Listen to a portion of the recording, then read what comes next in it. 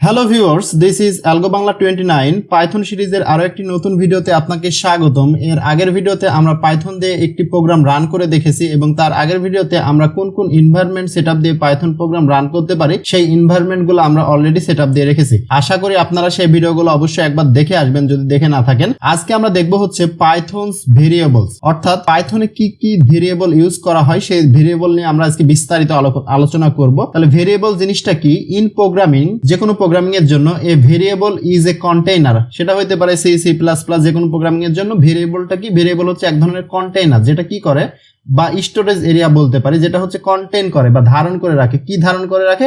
Value ধারণ করে রাখে। Variable is a container to hold data. যে সকল ইনফরমেশন গুলা ভেরিয়েবলের মধ্যে আমরা স্টোর করতে পারি, যেটার মধ্যে আমরা স্টোর করতে পারি সেটার নাম হচ্ছে ভেরিয়েবল। ফর এক্সাম্পল এখানে হচ্ছে নেম নামে আমরা একটা ভেরিয়েবল ডিক্লেয়ার করছি এবং নেমের মধ্যে রাখছি সাকিবুল হাসান। তাহলে নেমটা কি?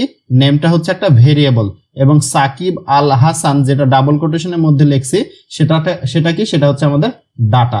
আশা করি এতটুকু clear. Here name is a variable, অর্থাৎ নেমটা হচ্ছে একটা ভেরিয়েবল স্টোরিং দ্য ভ্যালু, যেটা একটা ভ্যালু স্টোর করছে।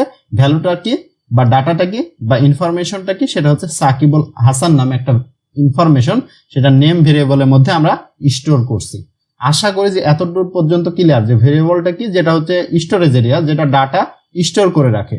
সেটা যে কোনো ধরনের ডাটা হইতে পারে, সেগুলো নিয়ে আমরা পরবর্তীতে বিস্তারিত আলোচনা করব। তাহলে এখানে দেখতে পাচ্ছি নেম যে ভেরিয়েবলটা সেটা সাকিব আল হাসান নামে একটা ডাটা স্টোর করে রাখছে। তাহলে ভেরিয়েবলের মধ্যে আমরা কি কি কাজ করতে পারি?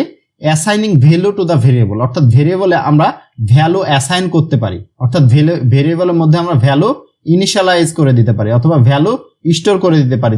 যেমন এই এক্সাম্পলটা খেয়াল করেন যে এখানে আমাদের ভেরিয়েবল ছিল নেম এবং নেম ভেরিয়েবলের মধ্যে একটা ভ্যালু সাকিবুল হাসান, এটা আমরা স্টোর করে দিছি। তাহলে ইকুয়াল সাইন দ্বারা বোঝাচ্ছে যে নেম ভেরিয়েবলের মধ্যে সাকিবুল হাসান ভ্যালুটা স্টোর হয়ে গেছে।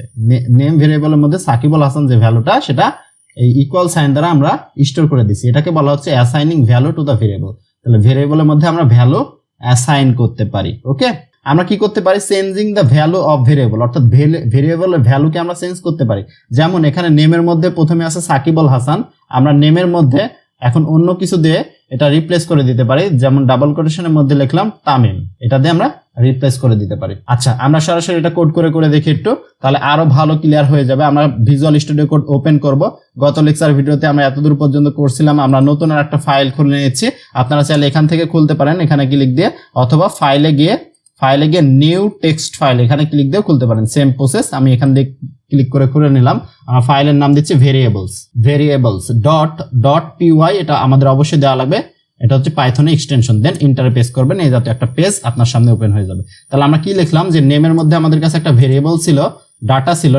নেম ভেরিয়েবলের মধ্যে একটা ডাটা ছিল। ডাটাটা কি? তাহলে নেম ভেরিয়েবলের মধ্যে একটা ডাটা ছিল, সেটা হচ্ছে সাকিবুল হাসান। এটা এখন আমরা চাইলে পিন করে দেখতে পারি যে নেমের মধ্যে সাকিবুল হাসান আসলে স্টোর হয়েছে কিনা। এটা আমরা পিন করে দিলাম এবং রান, এই যে পাশে রান করে দিলাম। এই যে আমরা আউটপুটে দেখাচ্ছে সাকিবুল হাসান। ওকে, এখন চাইলে আমরা এই ভেরিয়েবলের ভ্যালুটা কি করতে পারি বললাম? চেঞ্জ করে দিতে পারি। তাহলে এই ভ্যারিয়েবলের ভ্যালুটা আমরা চেঞ্জ করে দেওয়ার জন্য সেম কোড আবার লিখে নিলাম। আমরা জাস্ট এখানে লিখবো তামিম ইকবাল লিখে এখন রান দিই। এখন তাহলে আমাদের দুইটা আউটপুট আসবে।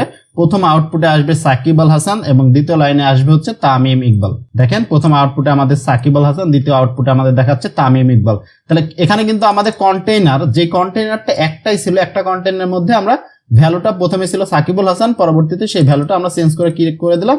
তামিম ইকবাল করে দিলাম। ওকে, তাহলে এইভাবে আমরা চাইলে ভেরিয়েবলের ভ্যালুকে চেঞ্জ করে দিতে পারি। আমরা আবার প্রেজেন্টেশন স্লাইডে চলে আসি। আমাদের থার্ড যে টপিকটা বলা হচ্ছে যে assigning multiple values to multiple variables, অর্থাৎ আমরা চাইলে মাল্টিপল ভেরিয়েবলে মাল্টিপল ভ্যালু অ্যাসাইন করতে পারি একটা সিঙ্গেল লাইনের সাহায্যে। মাল্টিপল ভ্যালুকে মাল্টিপল ভেরিয়েবলে আমরা অ্যাসাইন করব। সেটা আমরা কিভাবে? আমরা কোডে আবার চলে আসি, আমরা এগুলো মুছে দিই। আমরা দুইটা নাম দিই, নেম ওয়ান কমা দিবেন এভাবে, দেন নেম টু। তাহলে নেম ওয়ান এর মধ্যে আপনারা যে কোনো আপনার নিজের নাম কিংবা যে কোনো কিছু দিতে পারেন। আমি দিলাম সাকিব। এবং নেম টু এর মধ্যে এখানে কমা দিবেন, দিয়ে ডাবল কোটেশন, এটা হচ্ছে নেম টু তে স্টোর হবে, এখানে দিলাম হচ্ছে তামিম। দেন এটা চাইলে আমরা এখন পিন করে দিতে পারি। তাহলে পিন করার সময় আমাদের অবশ্যই কি পিন করা লাগবে? যে নেম ওয়ান পিন করলাম এবং পরবর্তী লাইনে আমরা নেম টু পিন করে দিলাম।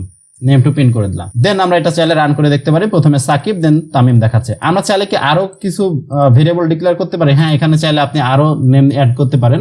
যে নেম 3 এর মধ্যে আমরা এখানে একটা কমা দিব, কমা দিয়ে ডাবল কোটেশনের মধ্যে লিখবো হচ্ছে অ্যালগো বাংলা 29।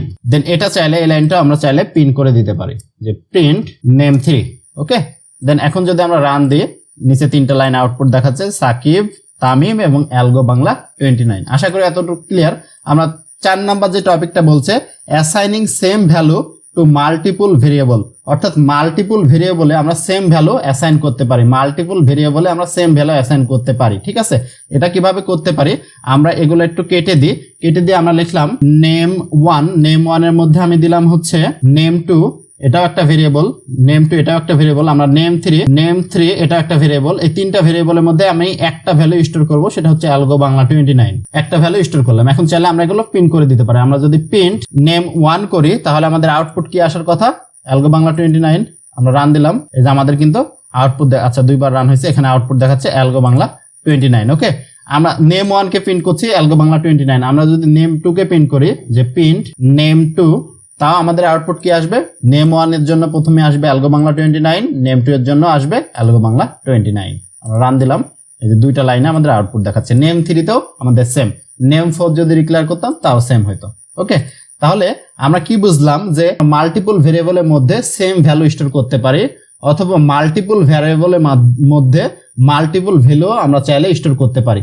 আশা করি যে পাইথন ভেরিয়েবল কিভাবে অ্যাসাইনিং হচ্ছে, কিভাবে আমরা স্টোর করছি এটুকু বুঝতে পারছেন। ওকে, আমরা নেক্সট স্লাইডে যাই।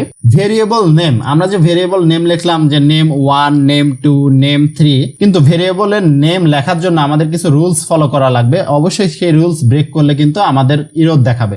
যেমন a variable can a short name, ভেরিয়েবলের নেম হইতে পারে শর্ট নেম, যে কোনো শর্ট নেম লাইক এক্স হইতে পারে, ওয়াই হইতে পারে, A B C D E F, যে কোনো কিছু হইতে পারে ভেরিয়েবলের name short name. Or a more descriptive name, অথবা বড় নেম হইতে পারে, যেমন আমরা এজ অথবা যেটা ডিক্লেয়ার করলাম নেম, অথবা কান নেম, টোটাল, ভলিউম, এসব কিছু হইতে পারে। অর্থাৎ ছোট নামও হইতে পারে, বড় নামও হইতে পারে। আমরা কোডের সাহায্যে যদি একটু দেখি এটা যেটা কিভাবে কাজ করছে, আমরা আবার ভিএস কোড ওপেন করব, ভিএস কোডে আসলাম। তাহলে ভেরিয়েবলের নেম এখানে আমি যদি এক্স দিই, এখানে দিলাম ওয়াই, এখানে দিলাম জেড। আমরা যে নেম দেওয়া লাগবে এমন কোনো কথা নেই, এখানে আমরা এক্স প্রিন্ট করলাম, এখানে আমরা লাস্টেরটা জেড প্রিন্ট করে দিলাম। ওকে, আমরা আউটপুটটা একটু ক্লিয়ার করি, ডান পাশে ক্লিক দিয়ে ক্লিয়ার দিলে ক্লিয়ার হয়ে যাবে।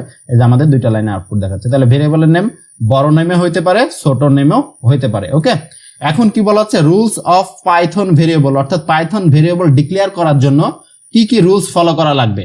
কি কি রুলস ফলো করা লাগবে, a variable name must start with a letter or underscore character. তাহলে ভেরিয়েবলের নেম কি কি দ্বারা শুরু হইতে পারে, অবশ্যই একটা লেটার দ্বারা শুরু হইতে পারে, অথবা আন্ডারস্কোর দ্বারা, এই যে আন্ডারস্কোর দিয়ে সামথিং কিছু একটা লিখবেন এখানে, অথবা লেটার দ্বারা শুরু হইতে পারে, যে A B, capital A, small A, তারপরে আরো অনেক কিছু থাকতে পারে।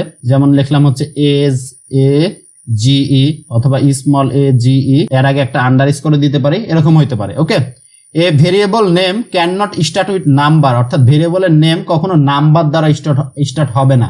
যেমন আমি যদি লিখি ওয়ান নেম, তাহলে এটা কিন্তু আমাদের রং। আমি লিখলাম ওয়ান এজ, এটা কিন্তু আমাদের কি রং। তাহলে আমাদের রাইট করার জন্য কিভাবে লিখতে হবে, লিখতে পারি নেম 1, অথবা নেম 2, 1 2, নেম 3, এই জাতীয় নাম আমরা লিখতে পারি।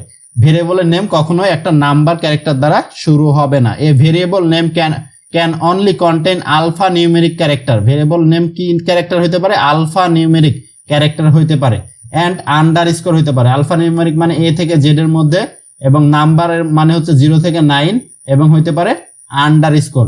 এই সকল শব্দগুলো দিয়ে আমরা যে কোনো ভেরিয়েবল নেম ডিক্লেয়ার করতে পারি। যেমন আমি একটা ডিক্লেয়ার করলাম এক্স ওয়াই জেড আন্ডারস্কোর 9, এটা কিন্তু একটা ভ্যালিড ভেরিয়েবল নেম। এখানে কি কি আছে, এ থেকে জেড এর মধ্যে ভেরিয়েবল গুলো আছে, ক্যারেক্টার গুলো আছে, দেন আন্ডারস্কোর আছে, দেন 9 আছে, 0 থেকে 9 এর মধ্যে যে কোনো কিছু হতে পারে।